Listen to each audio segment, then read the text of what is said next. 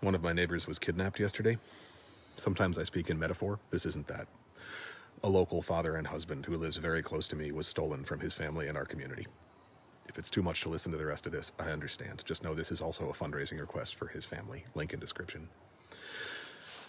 His wife of 20 years, who's never spent a day away from him, is sobbing as she makes food and tends their children, wakes up alone, makes coffee without him.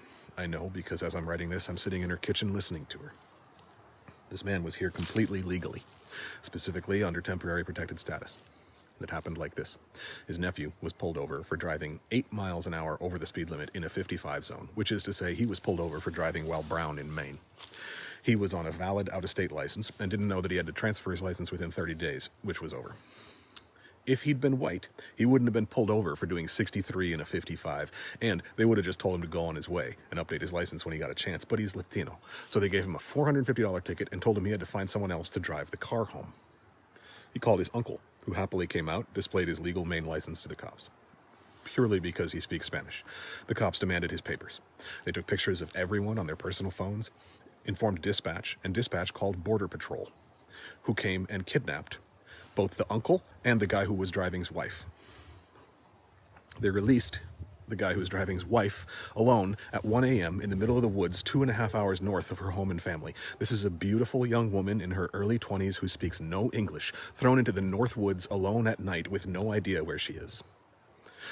They kept the uncle. ICE refused to tell anyone where he was, denied he was in custody for hours, and his son was calling repeatedly and asking, and they said, nope, nobody here. Finally, he was able to call his family, tell him he'd been in custody all along. Now, his family is terrified to go outside and terrified to be at home. This is a legal resident of the U.S. here with proper documentation, kidnapped by a secret police force and taken to an undisclosed location.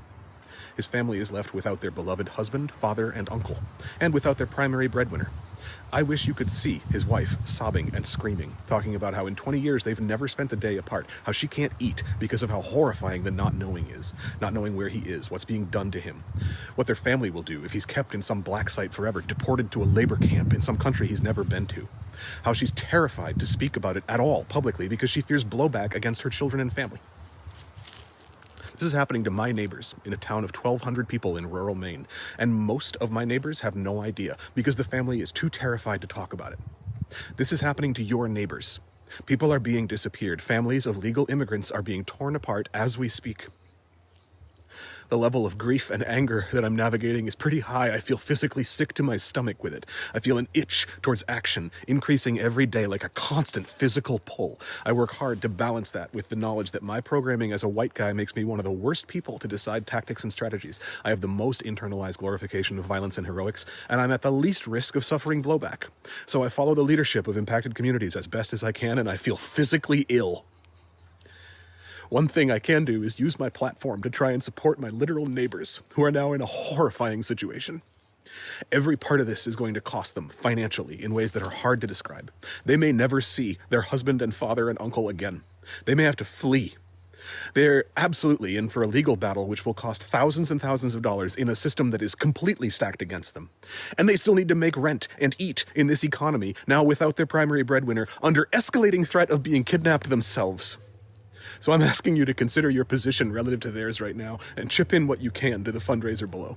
Imagine being that mother, waking up tomorrow with your 2 children and your husband gone, maybe forever. It took them days to decide it was worth it, the risk, for me to make this video, and I hope you can make that risk worth it for them. Every penny put toward this will go straight to a family who desperately needs it, 5 miles down the road from me. And if you don't know anyone who's been kidnapped in your community, then you're not close enough. Especially if you look like me, I need you to get involved. Learn Spanish. Get connected to rapid response groups in your area. Take active bystander trainings. Learn legal rights and advocacy. People need help. Sometimes it'll be big and dramatic, but mostly it'll be small and mundane. I spent all day yesterday at the Department of Motor Vehicles with that family, helping get their papers in order. And as a white guy with local privilege and fluent local English, I was able to navigate that system in a way that helped them get documentation. The grumpy old white lady at the DMV thinks I look like her son, while the terrified brown person with disorganized papers who doesn't speak her language looks like a threat. That's one little way I can help support them. They're terrified to go into stores right now, and they should be. ICE is stalking out Walmart, stalking schools, stalking gas stations. So get involved now, please. Build trust. Get to the point where people can turn to you. I know a lot of you would be happy to go to the DMV with folks, but if they don't know you well enough to trust you when their whole world turns upside down and they're terrified, it's completely meaningless. The line of who is considered legal in this country is being moved very quickly, and you and people you love will be on the other side of it soon. If you are an ethical person, they are coming for you. And allowing more at-risk people to be disappeared is watching your allies be kidnapped and thinking it has nothing to do with you.